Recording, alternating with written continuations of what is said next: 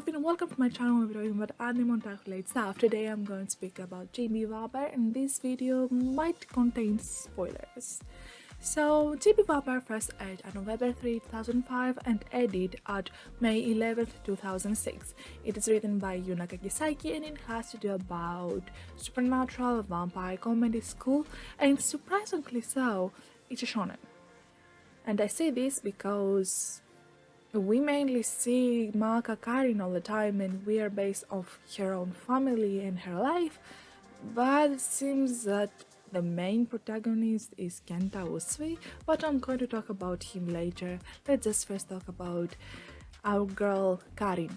I will now focus on Karin and her situation because it's a little pretty weird and interesting if you think about it.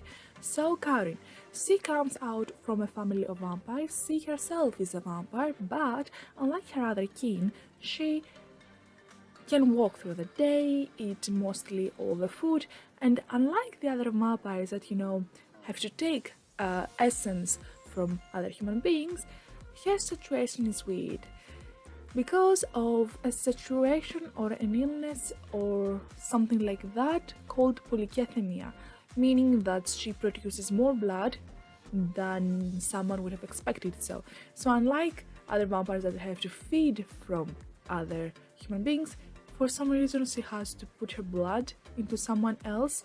I did not understand how that works out, but when she does that, when she actually gives blood to someone else, that someone else becomes more livelier and happier.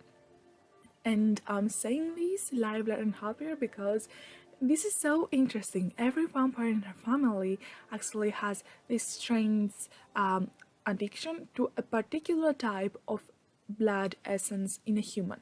For example, her older brother, Ren, he is attracted to women who are actually don't have much confidence, and when he bites and drinks the essence out of them, they become more self-confident and, prideful to be human. Every other family member has the same thing, and it's so interesting because it was very interesting to see that kind of situation there. And that's not only for Ren and Karin, but it also goes for Anju, Carrera, Henry, and the grandma in the story, Alda, who does not look like a grandma at all. Yes, Karin, when she doesn't give blood to someone else, she gets lightheaded and nauseous and sick in total. So what happens is she gets excessive nosebleeds, and when I say excessive, I mean literally fountain of blood. In that anime, it was the first time that I could see such a nosebleed even occurring. I was never sure that that kind of nosebleed could even be real. Every time she got a nosebleed, I was like, girl, you can die in any given moment if you take in consideration how much blood you're actually losing, which honestly, it's way too much. The situation gets weirder and stranger for Karin when Kenta Usui, one of the most boring MCs that I have ever seen, sorry, his face looks a little bit boring, I'm sorry. He transfers to the school Karin went on, and she is getting familiar with the emotion called love. She does not know that what she feels about him is love, but that actually develops a little later in the series. The reason she feels attracted to him and the reason she thinks that she is attracted to him is because of his blood essence. Like I told you, they have a particular taste on human blood essence. For Karin, it was the people that were not lively and not happy. She thought that Kenta Usui was not happy and lively because of that face of his. Look at him. Would you even think that this human creature, whatever it is, it's happy? It's not even lovelier, it's boring. Look at his eyes. Yes, she thinks that she's attracted to him because of his blood essence, but no, you're not attracted because of that. Kenta Usui is actually pretty happy and okay with how he lives. So even if Karin would, give her blood to him, nothing would have changed because he's okay with himself. He cannot show emotion, that's not a problem, right? But Karin did not understand that at that moment, and she thought that she is attracted to him because of his blood essence, not because she had romantic feelings for him. It was very interesting to see. The first part of the series is just those two trying to interact with them, Kenta Usui having suspiciousness on her strange behavior because literally every time that she saw him, she got pounding hearts, butterflies in her stomach, blood rising high, and immediately a blood fountain. That's what happened in the series, in the first half at least. And Kenta Usui having suspicion and nothing much, nothing more. It was a little slow for me, this series, honestly. And Alda, the grandma, actually is getting introduced a little later in the series, and we are seeing a straight connection, I would say, together with Carrera, who is, the bride, took in the bride. She's not her daughter. Henry is Alda's son, and it's so fun to see these two interacting because Alda is looking at Karin like saying, "You look exactly like me, if it weren't for Carrera's boobs." Oh, and honestly, even though this series tried to be serious sometimes, because of Elda and everything else, that seriousness dropped 100%. It was this particular scene in the last episodes, okay, where they would have made a ritual where Karin would become a full-fledged vampire, meaning that she wouldn't have to give her blood to someone else, but, take blood. Like a normal vampire would do, right? And the ritual was just for Elda's boobs to get bigger. Yeah, you cannot really think of this anime seriously if you think of that stuff that actually happened there, but oh goodness. One other interesting character that was later in the second part of the series introduced, it is actually Sinclair Weiner. He is a vampire hunter, and he came to Karin's town in search for, the vampire family that lives there. So he falls in love with Karin. And it's so weird to see a hunter being so in love with Karin, and Karin like, okay, he wants to hunt my family, I have to protect them, I have to not give him any suspicion, and she's still being in love with Kenta. A love triangle. I did not expect to see that in here, but yes, it happened. It really happened.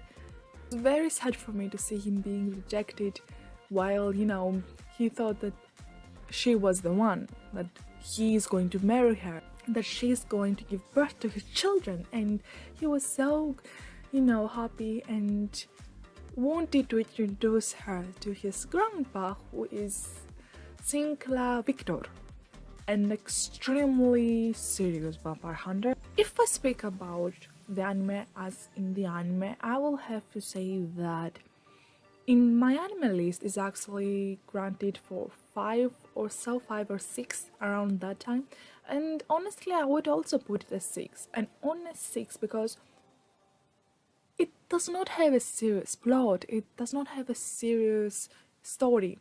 It's just a light comedy thing, and most of those that are comedy and light ones, and they actually have a specific kind of genre, meaning vampire, which not many of the otakus out there are interested to, but only the ones that are interested to will probably gonna watch it. Chibi vampire is just your average, and I would even dare say a little bit lower than average anime, because simply no story, no actual plot, an excessive nosebleed which was annoying for one time, and for me personally, this dude had the same name of this handsome young man from Maid-sama, and I'm like, okay. But when a female otaku hears the word Usui, this is not the one thing that always keeps to mind. This is what they think, okay? This is what they think.